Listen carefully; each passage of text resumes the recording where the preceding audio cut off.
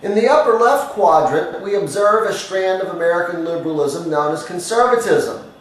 American conservatism embraces an increased role for government in maintaining order.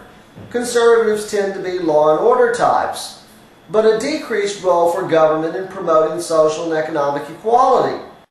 Conservatives tend to favor enhanced government authority in the areas of national security and criminal prosecution.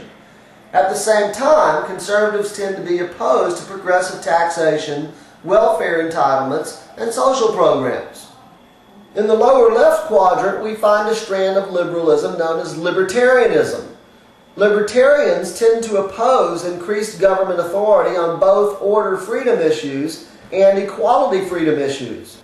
Libertarians are opposed to government restrictions on personal choice as well as restrictions on property rights. For example, libertarians support a woman's right to be free from government restrictions on access to abortion services, as well as supporting repeal of government-mandated affirmative action programs. Finally, in the lower right quadrant, we have a strand of American liberalism that we will call progressivism. Many analysts use the term liberalism to denote this strand of American political thought.